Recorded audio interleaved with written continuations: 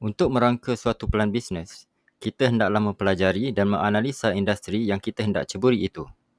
Salah satu caranya adalah dengan menggunakan Porter's Five Forces Model yang diperkenalkan oleh Michael Porter. Ianya mengenal pasti Five Forces atau daya yang mempengaruhi setiap company. Five Forces itu ialah threat of new entrant, iaitu ancaman pendatang baru ke dalam industri, intensity of rivalry within the industry, iaitu berapa kuat persaingan di antara company-company yang sedia ada di dalam industri itu, threat of substitute product, iaitu ancaman produk alternatif atau pengganti, bargaining power of buyers, iaitu kuasa tawar-menawar oleh pembeli, dan bargaining power of suppliers, iaitu kuasa tawar-menawar oleh pembekal. Threats of new entrants atau ancaman kemasukan baru. Peserta baru ke dalam industri sudah tentu boleh menjadi ancaman sebab lebih banyak company yang boleh bersaing dengan kita. Ancaman ini bergantung kepada tahap halangan untuk masuk iaitu entry barriers dan halangan untuk keluar dari industri iaitu exit barriers. Entry barriers akan menentukan sama ada halangan itu cukup tinggi untuk menghalang banyak company baru untuk menyertai industri ini dan turut sama bersaing, ataupun ianya mungkin rendah dan menyebabkan ramai yang menceburi industri ini dan pasaran boleh dipenuhi dengan company-company baru yang cuba untuk bersaing. Tahap halangan untuk keluar pula akan menentukan kebarangkalian company itu untuk kekal di dalam industri. Sama ada mudah atau susah untuk sesuatu syarikat itu untuk meninggalkan industri. Jika exit barrier rendah, maka company akan senang untuk keluar daripada industri itu. Mungkin disebabkan industri itu tidak menguntungkan lagi atau terlalu banyak persaingan. Jika exit barriers tinggi, maka susah untuk satu company itu untuk keluar daripada industri dan akan menyebabkan banyak company yang tersekat dan terpaksa bersaing di dalam industri itu. Threats of new entrants boleh jadi tinggi bila modal permulaan bisnes adalah rendah, customer senang bertukar untuk membeli produk atau servis dari company lain ataupun low switching cost, teknologi utama mudah diperolehi atau tidak dikawal dengan baik, dan juga produk tidak unik atau berbeza daripada orang lain. Terdapat 4 senario. Yang pertama ialah high entry barriers, low exit barriers. Halangan masuk tinggi, halangan keluar rendah. Dalam industri ini, susah untuk company baru masuk, tetapi senang untuk company yang berada di dalam untuk keluar. Yang kedua ialah high entry barriers, high exit barriers. Halangan masuk tinggi, halangan keluar juga tinggi. Adalah susah untuk menyertai industri ini dan susah juga untuk meninggalkan industri ini. Tak banyak company yang mampu masuk, tetapi ramai akan terpaksa teruskan bersaing dalam industri ini sebab susah untuk keluar. Yang ketiga ialah low entry barriers and low exit barriers. Halangan masuk rendah, halangan keluar juga rendah. Ini adalah senario yang mana industri itu senang untuk masuk dan senang juga untuk keluar. Akhir sekali, low entry barriers but high exit barriers.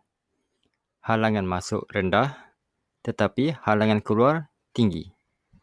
Senang masuk, susah keluar. Daya yang kedua, intensity of rivalry within industry, iaitu berapa sengitnya persaingan di dalam industri. Intensiti persaingan ini bergantung kepada jumlah pesaing dan juga kemampuan mereka.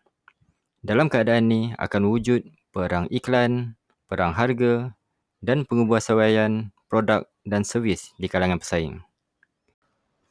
Intensiti persaingan dalam industri adalah tinggi bila terlalu banyak pesaing atau pesaing yang sama taraf. Kos untuk customer bertukar ke produk company lain adalah rendah. Exit barriers adalah tinggi dan memaksa pesaing tidak boleh keluar daripada industri dan terus bersaing. Dan industri itu sedang berkembang.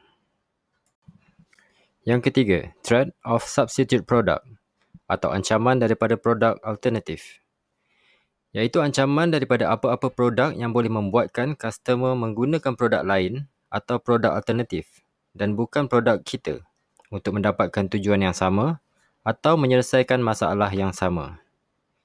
Ini tidak hanya bermaksud seperti contoh, customer bertukar daripada minum Pepsi ke minum Coke. Ia juga boleh bermaksud, customer boleh bertukar daripada minum Pepsi ke minum kopi. Jika customer minum Pepsi untuk mendapatkan kafein di dalamnya, customer boleh bertukar untuk meminum kopi pula. Ancaman produk gantian ini sering dilepas pandang oleh usahawan baru yang datang dengan ciptaan baru. Microwave pertama berdepan saingan oven tradisional, walaupun microwave adalah ciptaan baru ketika itu. Ini adalah kerana oven konvensional adalah substitute produk untuk microwave. Dalam bisnes, kita mempunyai pembekal kita dan juga pembeli kita. Pembekal atau supplier membekalkan barang-barang untuk kita jual, ataupun mungkin membekalkan bahan mentah untuk kita hasilkan produk kita. Pembeli atau buyers adalah customer yang membeli barangan kita. Jadi, suppliers menjual kepada kita dan kita menjual kepada buyers.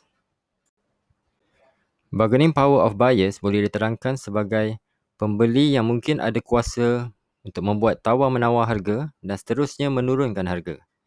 Ianya boleh menjadi ancaman kerana ia boleh menguasai keputusan bisnes kita.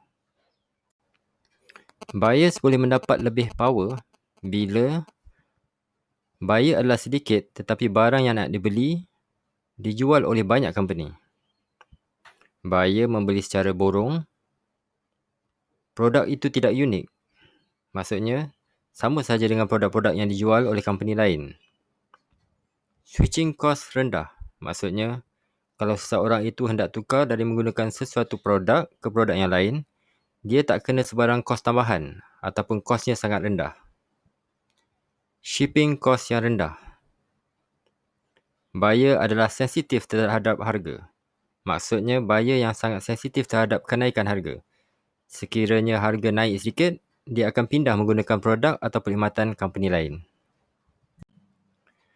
Bargaining power of suppliers adalah berapa banyak power satu-satu pembekal itu ada untuk membuat tawar-menawar harga barang yang dibekalkan ataupun terma-terma lain. Biasanya tentulah supplier nak naikkan harga dia. Jika kita adalah satu company kecil dan menghasilkan produk dengan menggunakan bahan asas yang terhad atau susah dicari, yang mungkin dijual oleh satu atau dua supplier sahaja, maka supplier itu akan mempunyai bargaining power yang tinggi. Kerana jika kita tak beli daripada dia, kita tak boleh dapat daripada orang lain. Jika kita adalah company yang besar pula dan kita menjual barangan yang boleh dibekal oleh banyak supplier, bargaining power untuk supplier adalah rendah. Ini adalah kerana jika kita tidak beli daripada mereka, kita boleh beli daripada orang lain. Bargaining power of suppliers adalah tinggi bila tak ada banyak supplier yang membekal barang yang sama. Supplier itu adalah pembekal yang terbaik atau yang unik. Switching cost adalah tinggi, maksudnya untuk tukar ke supplier lain akan menelan kos yang tinggi. Dan buyer itu bukanlah customer yang penting untuk supplier itu.